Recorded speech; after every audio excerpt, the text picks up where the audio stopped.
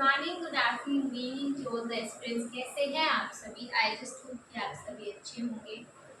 तो after a long time period I am doing the next class. अभी तक हमने क्या किया है? हमने अंडरस्टैंडिंग लिया अबाउट द इन्वायरमेंट। दो तरह के होते हैं, एक होता है हमारा इंटरनल इन्वायरमेंट, एक होता है हमारा एक्सटर्नल इन्वायरमेंट। एक्सटर्नल में हमने दो पढ़े थे, एक होता है माइक्रो इन्वायरमेंट और एक होता है हमारा macro environment.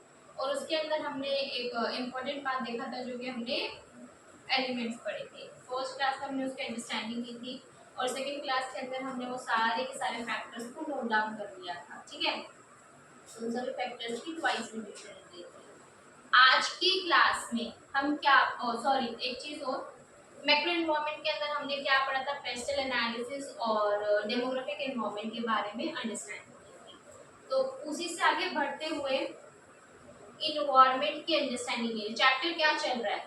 Strategic analysis external environment. ठीक है, तो इस पार्ट में सबसे पहले अगर आप देखेंगे बुक के कुछ पेजेस में लिखा हुआ है स्ट्रेटेजिक एनालिसिस के बारे में, लेकिन हमने उसको हटाकर एक बार अंडरस्टैंडिंग लेनी चाहिए हमने इन्वायरमेंट की।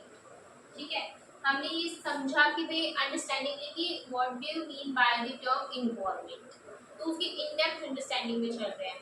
इन्वायरमेंट को समझने के लिए लास्ट पार्ट रहता है हमारा, जो कि है अबाउट द इंटरनेशनल इन्वायरमेंट। किसके बारे में बात करता है? International environment. सबसे पहले हमारे दिमाग में ये बात आती है, क्यों हम इंटरनेशनल इन्वायरमेंट के बारे में पढ़ें। देखो, जब भी कोई ऑर्गेनाइजेशन ये चाहती है ना कि मैं जाकर इंटरनेशनल इन्वायरमेंट के बारे में पढ़ूं, तो उसके दिमाग में पीछे क्या माइंडसेट चलता है कि भाई मुझे अपनी ऑर्गेनाइजेशन को इंटरलाइजेशन की तरफ लेकर जाना है। इंटरलाइजेशन का मतलब होता है कि मुझे अक्रॉस द बाउंड्रीज जाकर भी अपने बिजनेस को करना है, कि जो मेरी नेशनल बाउंड्रीज है, जो मेरी इस कंट्री के अंदर मैं काम कर रही हूँ, इसके अक्रॉस भी जाकर मुझे काम करना है। मतलब ऑर्गेनाइजेशन किस चीज के लिए डेस्परेट है? इंटरलाइजेशन करने के लिए। तो जब एक ऑर्गेनाइजेशन इंटरलाइजेशन करना चाहती है तो एसएम क्या कहता है? एसएम कहता है कि भाई तुम सबसे पहले इंटरनेशनल इन्वायरमेंट को समझो। इंटरनेशनल मतलब बाहर के इन्वायरमेंट। आप इंडिया में हैं, आपका ऑर्गेनाइजेशन इंडिया ओरिजिन है, तो आपके लिए बाहर के कुछ भी हो सकता है। यूएस हो गया, आपके लिए लंदन हो गया, आपके लिए स्विट्जरलैंड हो गया, अफ्रीका हो गया, ऑस्ट्रेलिया हो गया, जितनी भी बाउंड्रीज आपकी इंडिया के बाहर है वो सारा आपका इंटरनेशनल इन्वायरमेंट हो गया। आप इंटरलाइजेशन करना चाहते हैं, आप अपने धंधे को बाहर लेकर जाना चाहते हैं, किसके लिए? एक्सपेंशन के लिए। बिल्कुल, तो उसके लिए जरूरी है कि इंटरनेशनल इन्वायरमेंट की अंडरस्टैंडिंग ली जाए। बिल्कुल जरूरी है। किस तरह से ली जाएगी? अब उस इंटरनेशनल इन्वायरमेंट को किस तरह से समझा जाएगा? उस इंटरनेशनल इन्वायरमेंट को समझने के लिए हम वही चीजें करते हैं जो एक्सटर्नल इन्वायरमेंट में हमने मैक्रो इन्वायरमेंट के अंदर करी थी, पेस्टल एनालिसिस और डेमोग्राफिक इन्वायरमेंट। ठीक है भाई, आप किसी बाहर की कंट्री के अंदर जाना चाहते हैं तो उसका आप पॉलिटिकल इन्वायरमेंट के बारे में पढ़ेंगे ना, कि उधर जो आप मान लीजिए सपोज आप जाना चाहते हैं यूएस में, तो आप जानना चाहेंगे ना कि उधर ट्रम्प की भी क्या चलती है, किस तरह से उसका माइंडसेट चलता है, किस तरह के मेथोलॉजीज और पॉलिटिकल आइडियोलॉजीज, किस तरह के रूल्स एंड रेगुलेशंस वो लोग बनाते हैं, किस तरह से उसका इम्प्लीमेंटेशन का प्रोसीजर होता है, पॉलिटिक्स का इंटरफेरेंस किस हद तक होता है, कितनी हद तक प्राइवेटाइजेशन उधर की गई है। इन सभी चीज़ों को समझना ज़रूरी है, तभी आप उस कंट्री में जाकर, उस जगह पर जाकर अपना बिजनेस कर पाएंगे। आप कौन? ऑर्गेनाइजेशन जो कि जाना चाहती है बाहर अपने धंधे को करने के लिए। ठीक है, पॉलिटिकल को समझा। उसके बाद आ जाता है हमारा इकोनॉमिक। भाई जिस कंट्री के अंदर आप जाना चाहते हैं वहां देखेंगे तो कि भाई वहाँ पे कितना इनकम है लोगों का, उधर जीडीपी क्या है, उधर इन्फ्लेशन है या उधर डिफ्लेशन है, या उधर के एक्सचेंज रेट्स क्या चल रहे हैं। उधर आप जानना चाहेंगे उधर के इंटरेस्ट रेट्स क्या चल रहे हैं। भाई अगर आपको वहाँ पर एक्सचेंजेस तो करने पड़ेंगे, आपको लोन को लेना भी पड़ेगा, लोन को देना भी पड़ेगा, गुड्स एंड सर्विसेज को परचेज करना भी पड़ेगा, उनको सेल करना भी पड़ेगा। तो उधर की इंटरेस्ट रेट्स क्या चल रही है, इन सभी चीज़ों को, हमारे इकोनॉमिक फैक्टर्स को उधर जाकर हमें पढ़ना पड़ेगा। उधर लोगों के बारे में किस तरह से हमारी डिमांड सप्लाई के फैक्टर्स उस इन्वायरमेंट के अंदर चलते हैं, उस इकोनॉमी के अंदर चलते हैं, आपको समझना पड़ेगा। क्योंकि आप उस इकोनॉमी में धंधा करने जा रहे हैं अपना, तो उधर की इकोनॉमी को समझना इज वेरी इंपॉर्टेंट, अदरवाइज आप उधर की रिक्वायरमेंट्स को मीट नहीं कर पाएंगे। ठीक है, फिर आ जाता है सोशियो कल्चर, भाई उधर के सोशल वैल्यूज क्या है, किन मोरल वैल्यूज को, किन एथिक्स को वो लोग काम फॉलो करते हैं। अगर मान लीजिए कि अगर आप उनके सोशल वैल्यूज को ही पूरा नहीं करेंगे तो फिर लोग आपकी कंपनी को प्रेफर ही नहीं करेंगे। तो हमारे लिए जरूरी है कि भाई उस कंट्री की, अगर हम यूएस में जा रहे हैं, हम लंदन में जा रहे हैं, तो उस कंट्री की क्या मोरल वैल्यूज हैं, किन एथिक्स के ऊपर वो लोग चलते हैं, किस तरह का सोसाइटी का कल्चर वहाँ चलता है, इस चीज को जानना भी जरूरी है, क्योंकि उसी चीज से हमें पता चलता है कि कौन से लोग किस गुड्स एंड सर्विसेज को ज्यादा प्रेफर करते हैं। ठीक है, उसके बाद हमारा आ जाता है टेक्नोलॉजी। ये जानना जरूरी है उधर किस तरह की टेक्नोलॉजी को यूज किया जाता है। डेफिनेटली अगर आप इंडिया बेस्ड ओरिजिन ऑर्गेनाइजेशन है, तो अगर आप जापान में जाते हैं, यूएस में जाते हैं, तो डेफिनेटली वहां पर जो टेक्नोलॉजी है वो ज्यादा अपडेटेड है as compared to the India. तो आपको वहां अपना बिजनेस करने के लिए अपनी टेक्नोलॉजी को अपडेट करना पड़ेगा। आपको वहां पर फंड्स, कैपिटल फंड्स की इन्वॉल्वमेंट करनी पड़ेगी। तो भाई आपको अपनी फंड्स की मैनेजमेंट भी तो देखनी पड़ेगी ना। आप लेबर इंटेंसिव है, कैपिटल इंटेंसिव है, सबसे पहले ये देखो। आप बाहर जा रहे हो तो आपको अपनी टेक्नोलॉजी को अपडेट करना पड़ेगा, कितनी एडवांस टेक्नोलॉजी को वो लोग यूज करते हैं, ये चीज आपको देखनी पड़ेगी। ठीक है, तो इन सभी चीजों को समझने के लिए हमने क्या देखा, उधर का टेक्नोलॉजिकल फैक्टर्स की अंडरस्टैंडिंग ली। देन हमने लीगल फैक्टर्स की अंडरस्टैंडिंग ली, क्या लॉज एंड रेगुलेशंस है, किस तरह का कंपनी एक वहाँ फॉलो किया जाता है, कस्टमर्स को लेकर किस तरह के लॉज बनाए जाते हैं, कंपटीशन को लेकर किस तरह के लॉज बनाए जाते हैं, क्या क्या हमारी लीगल रिक्वायरमेंट्स है कि भाई हमें यहाँ फाइलिंग करनी, जैसे कि यहाँ पे कहते हैं ना फाइलिंग करनी है एनसीएलटी, फाइलिंग कर दी हमने ट्रिब्यूनल में, अपील कर दिया एनसीएलटी ट्रिब्यूनल की बात है। उसके बाद हमने आरओसी को फाइलिंग कर दिया। तो ये सब कुछ फाइलिंग्स होती है। जीएसटी की रिक्वायरमेंट्स हैं, हमारी वेस्ट टैक्स की रिक्वायरमेंट्स हैं, हमारे import duty, export duty, excise duty, ये सब हम laws and regulation legal factor के अंदर पढ़ते हैं।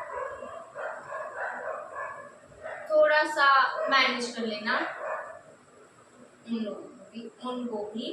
ठीक है, चलो रुक गए। हाँ, तो उधर के लीगल इन्वायरमेंट को भी तो समझना जरूरी है कि भाई किस तरह के लोग उस कंट्री के अंदर फॉलो किए जाते हैं। ठीक है, उसके बाद हम आगे गए जाकर हमने देखा इन्वायरमेंटल फैक्टर कि भाई जैसे हमने क्या देखा ना कि भाई यहाँ पर इंश्योरेंस को कितना प्रमोट किया जाता है, टूरिज्म को कितना प्रमोट किया जाता है, एग्रीकल्चर को, तो वहाँ पे क्या वे है बिजनेस को करने का, किस तरह के इन्वायरमेंटल इश्यूज वहाँ चल रहे हैं, सुनामी वगैरह तो नहीं आ गया वहाँ पर, अगर कुछ हो जाता है तो रिकवरी के क्या क्या क्लोजेस फॉलो किए जाते हैं। तो उधर के इन्वायरमेंट को समझना, भाई इन्वायरमेंट के अंदर किस तरह के क्राइसिस चल रहे हैं ये समझना। साथ ही साथ बाहर के देश के डेमोग्राफिक इन्वायरमेंट को समझना इज ऑल्सो इम्पोर्टेंट। 2 मिनट रुकेंगे, ठीक है रुक गए। चलो क्या कर रहे थे, डेमोग्राफिक इन्वायरमेंट, कि उधर के डेमोग्राफिक इन्वायरमेंट को समझना भी जरूरी है, किस तरह के कैरेक्टरिस्टिक्स हैं उधर के लोगों की पॉपुलेशन की। ठीक है, मतलब कितना इनकम लेवल चलता है, कितना एजुकेशन है उन लोगों में, क्या डिग्री ऑफ एजुकेशन है उधर के लोगों की, किस तरह के रिलीजन्स को वहाँ फॉलो किया जाता है, किस तरह की पॉपुलेशन है, मेल पॉपुलेशन, फीमेल पॉपुलेशन कितनी ज़्यादा है, चाइल्ड ज़्यादा है कि ओल्ड एज ग्रुप के लोग ज़्यादा है। तो उधर के लोगों को समझना, उनके प्रेफरेंसेस को समझना, उनकी कैरेक्टरिस्टिक्स को पढ़ना इज ऑल्सो इम्पॉर्टेंट अगर आप उधर काम करने जाना चाहते हैं। तो ये होता है इंटरनेशनल इन्वायरमेंट को समझना, उसको पढ़ना। ठीक है, एक बार इतना देखेंगे बुक से, उसके बाद मैं एक टॉपिक और बताती हूँ।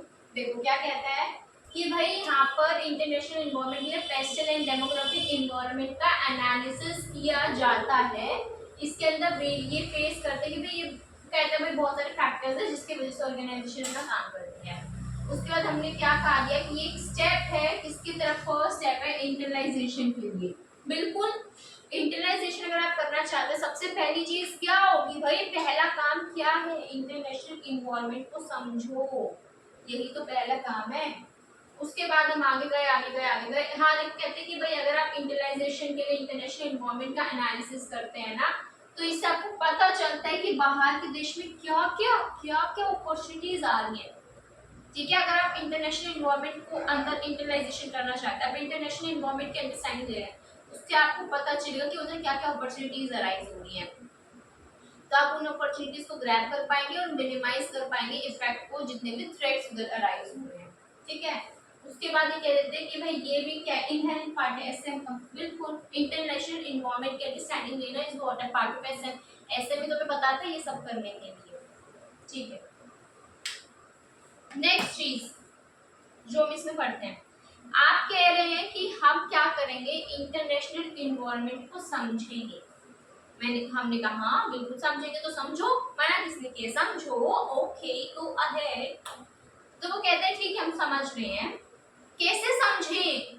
हमने कहा 3 तरीकों से आप समझ सकते हैं, 3 लेवल्स हैं, या तो आप मल्टीनेशनल कर लीजिए, या रीजनल कर लीजिए, या कंट्री कर लीजिए। 3 लेवल्स होते हैं, multinational environmental analysis, regional environmental analysis, country environmental analysis. Multinational मतलब क्या होता है, जब आप अक्रॉस द ग्लोब, मतलब पूरे के पूरे ग्लोबल इन्वायरमेंट की अंडरस्टैंडिंग लेने की कोशिश करते हैं। मतलब कि मेरे को अपना धंधा है, इंटरनाइजेशन करना है, मैं आज इंडिया में हूँ, मुझे अंडरस्टैंडिंग लेनी है पूरे ग्लोब, पूरे यूनिवर्स के इन्वायरमेंट की। मुझे लंदन में क्या इन्वायरमेंट चल रहा है उसको भी समझना है, उसका भी इन्वायरमेंटल एनालिसिस करना है। मुझे यूएस में क्या चल रहा है वो भी देखना है, मुझे ऑस्ट्रेलिया में क्या चल रहा है मुझे वो भी देखना है, मुझे चाइना में क्या चल रहा है वो भी देखना है, मुझे स्विट्जरलैंड में क्या चल रहा है वो भी देखना है, मुझे अफ्रीका में क्या चल रहा है मुझे वो भी देखना है, मुझे हांगकांग में क्या चल रहा है वो भी देखना है। हर एक कंट्री के इन्वायरमेंट को अंडरस्टैंड करना, पूरे ग्लोब की अंडरस्टैंडिंग लेना इज व्हाट मल्टीनेशनल। बहुत सारे नेशंस के इन्वायरमेंट को, मतलब आप इंटरनेशनलाइजेशन करना चाहते हैं तो आपके लिए जरूरी है इंटरनेशनल एनवायरनमेंट को समझना। कितने तरीकों से समझ सकता है, 3 तरीकों से। पहला मल्टीनेशनल, कि पूरे ग्लोब की अंडरस्टैंडिंग ले लो। दूसरा, एक उस कंट्री के एक स्पेसिफिक रीजन के बारे में लेना, मतलब जिस कंट्री में आप जाना चाहते हैं ना उस कंट्री के किसी पर्टिकुलर रीजन, कि मुझे इस नॉर्दर्न रीजन में अपने बिजनेस को एस्टेब्लिश करना है, तो उस स्पेसिफिक रीजन के बारे में समझना कि मुझे ऐसा लगता है कि अगर मैं उस रीजन में जाऊंगी तो मेरी सेल फ्लरिश करेगी, ठीक है, और मेरी प्रॉफिटेबिलिटी इंक्रीज हो जाएगी। तो मैं उस पर्टिकुलर रीजन के बारे में अंडरस्टैंडिंग लेगी, that is the regional environmental analysis. और एक होता है कंट्री एनवायरमेंटल एनालिसिस, कि मैं उस स्पेसिफिक कंट्री के बारे में नहीं, मतलब मैंने जाना ही सिर्फ यूएस में है, तो मैं सिर्फ और सिर्फ यूएस की इन्वॉल्व, मतलब मैं मान लीजिए मुझे जाना सिर्फ ऑस्ट्रेलिया में अपने बिजनेस को एक्सपेंड करने जाना है, तो मैं सिर्फ और सिर्फ ऑस्ट्रेलिया के इन्वायरमेंटल एनालिसिस कर रही हूँ, that is the country environmental analysis. समझ आई बात? बस ये कहते हैं कि मल्टीनेशनल के अंदर कि भाई पूरे के पूरे ग्लोब की अंडरस्टैंडिंग लेना, रीजनल के अंदर होता है स्पेसिफिक उस geographical area, specific region, specific geographical area की अंडरस्टैंडिंग लेना। और कंट्री इन्वायरमेंटल एनालिसिस क्या होता है कि भाई उस स्पेसिफिक जो कंट्री है उस स्पेसिफिक कंट्री के अंदर पेस्टल और डेमोग्राफिक इन्वायरमेंट की अंडरस्टैंडिंग लेना is what base levels for the international environmental analysis. तो आपको क्या करना है, जब आप मल्टीनेशनल करते हैं तो हर एक नेशन के अंदर आप पेस्टल और डेमोग्राफिक इन्वायरमेंटल एनालिसिस को अप्लाई करेंगे। अगर आप रीजनल करना चाहते हैं तो स्पेसिफिक ज्योग्राफिकल एरिया के अंदर आप pastel and demographic environmental analysis करेंगे। अगर आप कंट्री इन्वायरमेंटल एनालिसिस को अडॉप्ट करते हैं तो फिर आप उस स्पेसिफिक कंट्री के अंदर पेस्टल और डेमोग्राफिक इन्वायरमेंट का एनालिसिस करेंगे। आई होप की क्लैरिटी आ गई होगी। देखो वही कहा इन्होंने कि हमारे 3 लेवल्स के थ्रू हम इसको कर सकते हैं, मल्टीनेशनल हो गया, रीजनल हो गया और कंट्री इन्वायरमेंटल एनालिसिस हो गया। इतना लिखेंगे, उसके बाद मैं इन तीनों को भी लिखवा दूंगी। लो जी आपके सामने आ गए हैं तीनों के तीनों हमारे लेवल्स। क्या था, multinational environmental analysis, regional environmental analysis और कंट्री इन्वायरमेंटल एनालिसिस, तीनों आ गए हैं। ठीक है, क्या कहते हैं ये, सबसे पहला तो हमारा देखो मल्टीनेशनल क्या कहते हैं कि ग्लोबल जो इन्वायरमेंट है ना उसकी अंडरस्टैंडिंग ली जाती है लार्ज स्केल के ऊपर। बेसिकली हमें अंडरस्टैंडिंग लेनी होती है कैसे ग्लोबल डेवलपमेंट हो रही है इकोनॉमी के अंदर। और इसमें क्या कहते हैं कि भाई हमारे जो गवर्नमेंट है ना उसका भी इंटरवेंशन हो जाता है कई बार। कई बार क्या कहते हैं कि जो गवर्नमेंट है ना उसको भी इंटरवेंशन की टेंडेंसीज हो जाती है कुछ इकोनॉमीज के अंदर, तो उसको भी आपको केयरफुली कंसीडर करना पड़ता है। तो मेन इधर वर्ड क्या है, ग्लोबल इन्वायरमेंट। ठीक है, कुछ भी नहीं कह रहा। मल्टीनेशनल में क्या कहते हैं कि भाई पूरे जो ग्लोबल इन्वायरमेंट है ना, आपको उसको समझना है इसके अंदर। और यदि क्यों समझना जरूरी होता है कि गवर्नमेंट की भी कुछ इंटरनेशनल की टेंडेंसीज होती है कई बार कुछ कुछ कंट्रीज के अंदर। उसके बाद कहते हैं कि रीजनल के अंदर ये ज्यादा इन डेप्थ है, किसी एक स्पेसिफिक ज्योग्राफिकल, देखो स्पेसिफिक ज्योग्राफिकल एरिया की अंडरस्टैंडिंग दी जाती है, मतलब इसके अंदर ज्यादा इन डेप्थ अंडरस्टैंडिंग लेते हैं। क्यों भाई, किसी एक स्पेसिफिक रीजन को समझ रहे हैं भाई, आप एक स्पेसिफिक ज्योग्राफिकल एरिया को समझ रहे हैं, तो ये और भी ज्यादा इन डेप्थ अंडरस्टैंडिंग है। ये हमें हेल्प करता है कि हम देखें ये क्या क्या अपॉर्चुनिटीज है उस गुड्स की सर्विसेज में, इनोवेशन में, उस चूजन लोकेशन में क्या क्या अपॉर्चुनिटीज हमारे लिए आ सकती है इनोवेशंस को लेकर, प्रोडक्ट्स को लेकर, सर्विसेज को लेकर। उसके बाद तीसरा आता है कंट्री एनवायरमेंटल एनालिसिस। इसके अंदर हम क्या देखते हैं, हम इसके अंदर पेस्टल की ही अंडरस्टैंडिंग लेते हैं उस पर्टिकुलर कंट्री के अंदर। देखो इसके अंदर ये इंपॉर्टेंट इन्फॉर्मेटिव फैक्टर, इसके अंदर हम पेस्टल के डायमेंशंस को अंडरस्टैंडिंग लेते हैं। और फॉर ईच कंट्री, ये इस एनालिसिस को क्या किया जाता है, कस्टमाइज कर देते हैं हर एक कंट्री के लिए। मतलब क्या कहते हैं कि हम उसके अंदर तो हम पूरे ग्लोब के ऊपर एनालिसिस कर रहे हैं, इसके अंदर हम एक कंट्री को समझते हैं और हर एक कंट्री को एनालिसिस को अपने हिसाब से हम कस्टमाइज करते हैं। फिर कंट्री टू कंट्री हम अपना क्या करते हैं, एनालिसिस को आगे बढ़ाते हैं। तो बस यही बात है इसके अंदर, लिखेंगे इसको नोट डाउन, पोज करके लिख दिया करो, ठीक है। चलो, तो आज बस इतनी ही छोटी सी क्लास अपलोड करवाऊंगी मैं, क्योंकि देखो अभी यहाँ पर क्या हुआ है, हमारे इन्वायरमेंट के बारे में जो हम समझ रहे हैं ना, वो कंप्लीट हो गया है पूरा, ठीक है। इन्वायरमेंट की अंडरस्टैंडिंग जो हमें लेनी थी पूरी हो गई। अब आगे जाकर हम क्या देखेंगे, प्रोडक्ट की अंडरस्टैंडिंग लेंगे। अब वेरी चीजें पढ़ेंगे आगे जाके, आप देखेंगे पीएलसी क्या होता है, बीसी क्या होता है, एक्सपीरियंस कर्व्स क्या होते हैं, आप कस्टमर्स के बारे में पढ़ेंगे, मार्केट क्या होता है उसके बारे में पढ़ेंगे, स्ट्रेटेजिक एनालिसिस क्या होती है उसके बारे में पढ़ेंगे। तो वो आगे अंडरस्टैंडिंग आगे प्रोडक्ट को लेकर, इन्वायरमेंट को लेकर यहाँ हो जाता है हमारा कंप्लीट, ठीक है। तो इसलिए आज की क्लास में इतनी अपलोड करूंगी, बाकी हम देखेंगे नेक्स्ट क्लास के अंदर। तो अगर आपको कोई भी क्वेरी है तो let me know down in the comment section, और टिल देन कीप रिवाइजिंग। और क्या करना है आपको, लाइक शेयर और सब्सक्राइब कर दो भाई चैनल को। तो टेक केयर।